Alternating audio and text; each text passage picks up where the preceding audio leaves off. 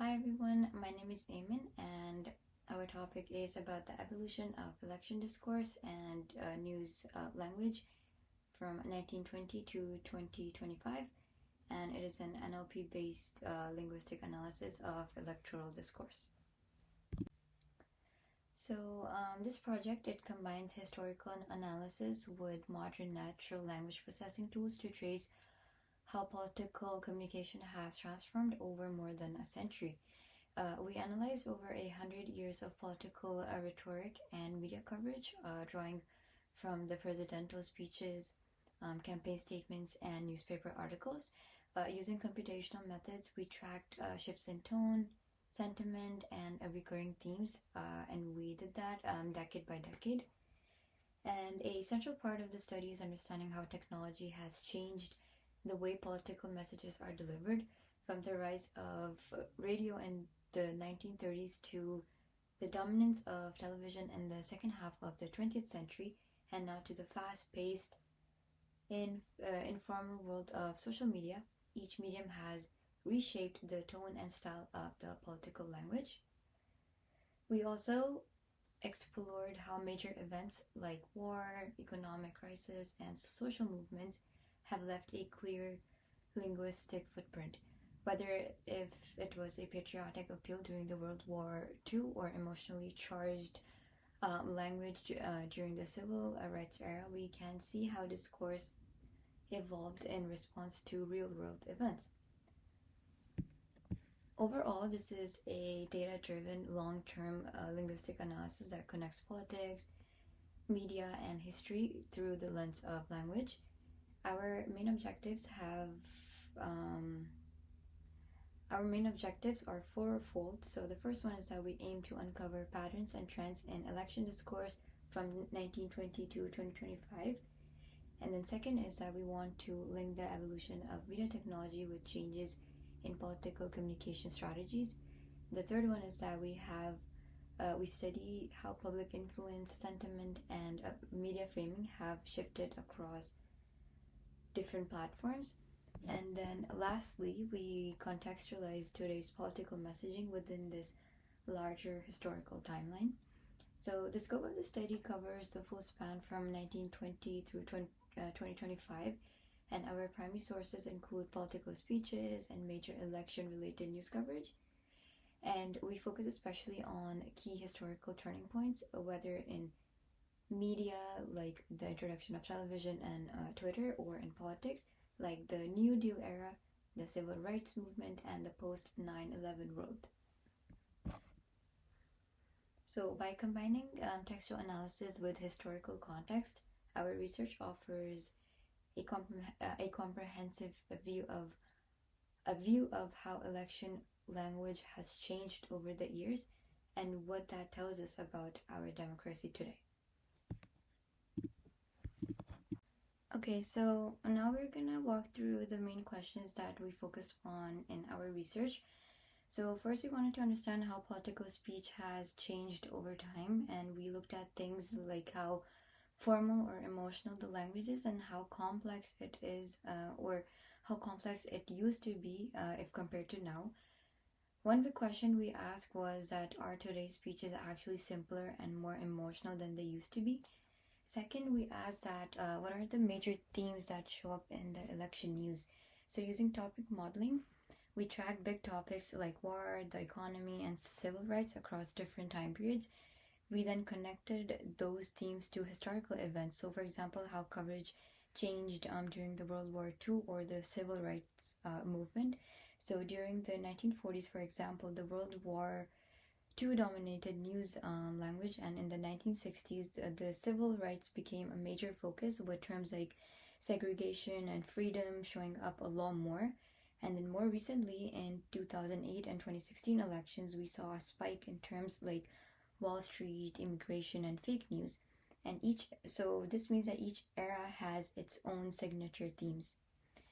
The third question, we dug into how sentiment, basically the mood or tone, has evolved. So we looked at whether language became more positive or negative during different periods, especially around elections, wars, or times of unrest. So for example, after 9/11, there was a rise of patriotic and unity-based language. But in recent elections, especially 2016 and 2020, we saw a strong shift towards a negative and a combative tone, with more blame, fear, and outrage words showing up in both the news and political speeches. And then the fourth question we explored was how different types of media changed political messaging. And so we looked at how things shifted as we moved from radio to television to the internet and now to social media. So each of these brought a different style. Like, for example, radio favored calm storytelling, television pushed for image and charisma, and now social media rewards short, punchy, often like emotional language. And then finally, we asked, what can communication networks tell us about political polarization? So, by mapping out how politicians, journalists, and influence connect, especially on platforms like Twitter, we could see patterns in how sentiment spreads and how political sites became more divided over time. So, these are the five questions that helped us reshape the direction of our project and allowed us to tie language trends to real historical and media shifts. Okay, so to collect our sources, we started with political speeches and debates from 1920 to 2025 using the American Presidency Project. This gave us everything from campaign speeches to iconic moments like the Kennedys. Next, we added broadcast media, radio, and television. We pulled from the Vanderbilt TV archive to study things like FDR's fireside chats, election night coverage, and so on. Then we moved into digital and social media like Twitter, Reddit, and archived websites, especially from recent elections like 2016 and 2020. And this gave us an insight into viral messaging and public sentiment in real time. We also used official government records like party platforms to compare policy intentions with how the media framed them. And then finally, we collected metadata like dates, authors, and social connections so we could run network and sentiment analysis on top of everything.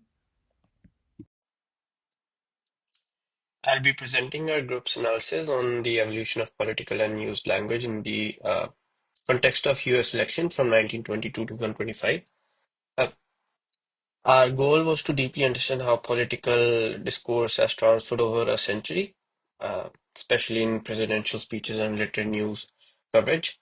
So I'll be talking about methods and analytical approach. We combine text analysis with visual graph analysis, integrating statistical methods, machine learning techniques, and qualitative interpretation, ensuring historical and political context were considered. Our text analysis focused on what was communicated and the manner of its communication, employing tools like Python NLP libraries, and some key techniques which we used were sentiment analysis, readability indexing, topic modeling, framing and summarization, and comparative lexical analysis. Graphical analysis complemented our textual findings by visually representing sentiment change over time, particularly highlighting key events such as elections, national crisis, and major policy shifts. Techniques used included sentiment network analysis, temporal sentiment evolution, and network visualization.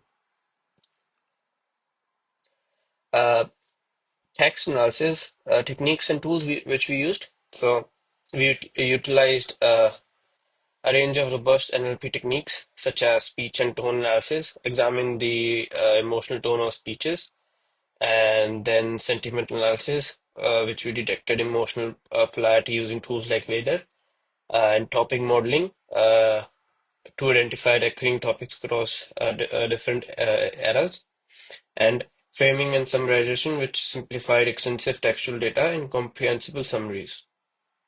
Lastly, comparative lexical analysis, which compared word usage across different time frames. To perform these analysis, we leverage Python libraries such as NLTK, spacey and transformers like NLP tasks, Gensim and Mallet for topic modeling, and visualization library like Matplotlib, Seaborn, and WordCloud for intuitive data representation. Sample analysis included flash reading e-scores to measure complexity and readable changes over the decades, sentiment polarity tracking to reveal emotional shift in speeches and media coverage, word clouds to visually showcase the most prominent terms by decade, highlighting shift in political language. So if you look at this video, uh, this shows the Ngram viewer, and we have all the details. This was inspired by Google Ngram viewer. So uh, we showcased all the things. Now, if I add my name, you won't see anything because there was no reference of my name in any of news articles as well as presidential speeches. But now, if I go back to searching election, you'll see a different uh, timeline and graph viewer. So, yeah, that's how it works. So, the Ngram viewer uses Streamlit, which significant enhance the analytical depth and interactive of a project. We started by outlining clear objectives, developing user-friendly app that visual linguistic terms. Our team collaborative design mockups, deciding on essential features like corpus selection and custom Ngram input. For data preparation, we first ensured that our data was thoroughly cleaned up and pre-processed using Python notebooks. This step generalized processed datasets. We have exploration data analysis.jupyter file in our GitHub, which you can view, and then process speeches.csv and process news.csv are the processed dataset which we used, and which also powers our Streamlit app. The backend implementation, we used modularized code in reusable scripts. So we have data loader.py, preprocessing.py, and visualization.py to simplify data handling and visualization. So these are all separate scripts which you can modify on your own. We significantly improve our development workflow and code readability. For front-end and design visualization, uh, with Streamlit Intuitive Framework, we built a simple yet powerful front-end. Users can easily select the corpus type, data range, and input specific engrams to visualize their frequency over time. Matplotlib integrated smoothly, enabling dynamic and interactive graphical displays directly within the app. For testing and iteration, our group regularly tested features, iteratively refining the user interface, performance optimization, and data accuracy.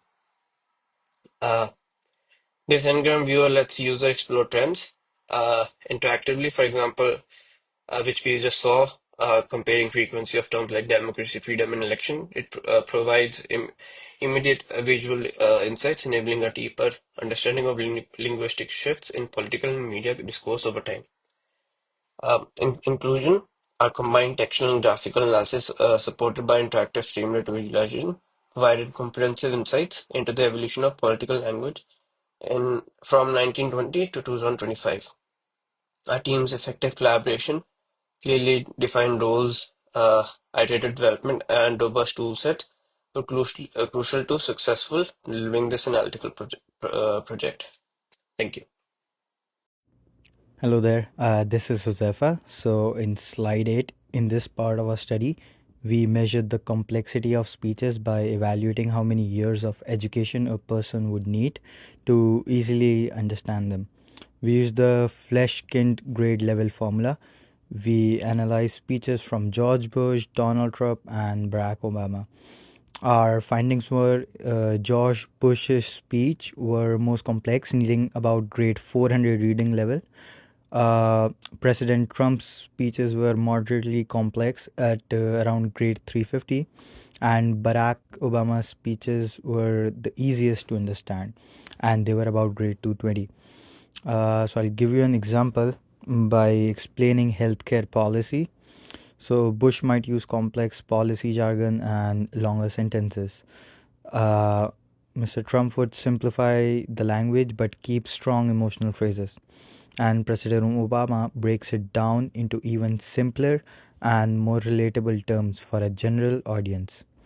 So, our key takeaway was modern politics are using simpler language to connect better with a broader audience. In our next slide, sentiment analysis. So we applied sentiment analysis to speeches and news articles. This measures the emotional tone on a scale from -1 to the +1.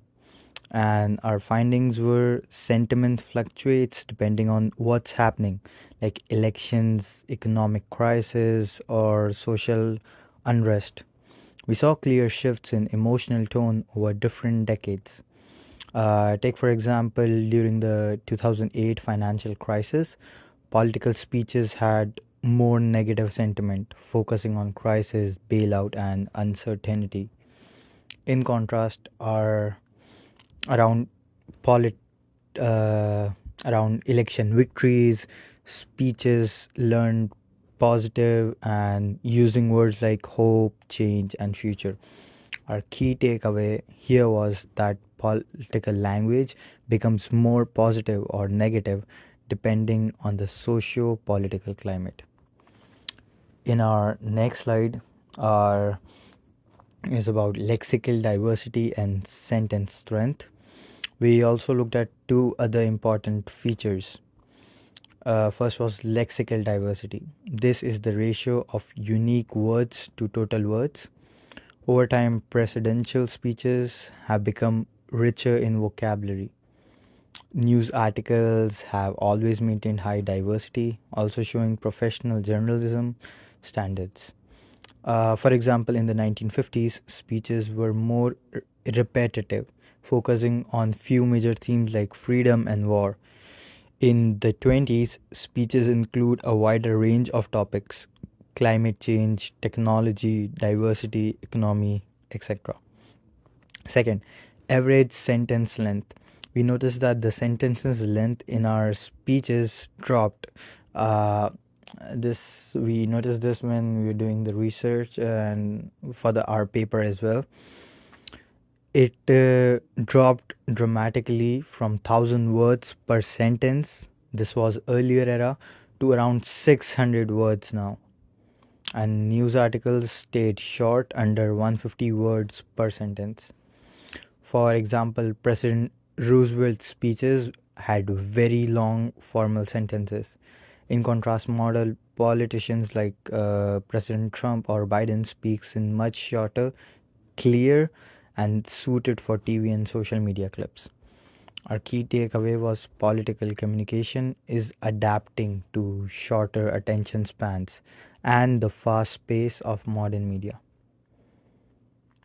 Thank you.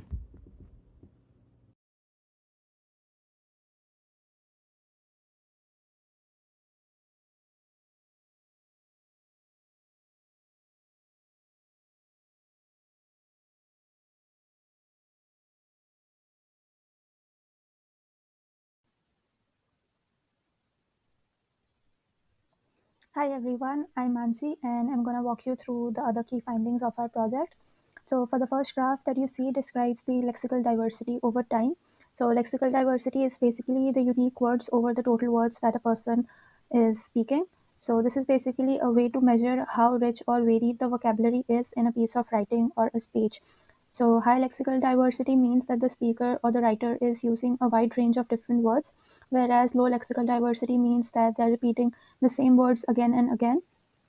So the insights from our analysis suggested that in presidential speeches, over the years, these speeches are using a more varied vocabulary, which means that the presidents are choosing a wider range of words and they are also trying to incorporate new words into their vocabulary, and which is a good thing as our language keeps on evolving with time. We don't speak the same kind of English that we used to before, neither the coming generation is going to talk the same way we are talking, and this can be seen in the way Gen Z talks and in the way millennials talk.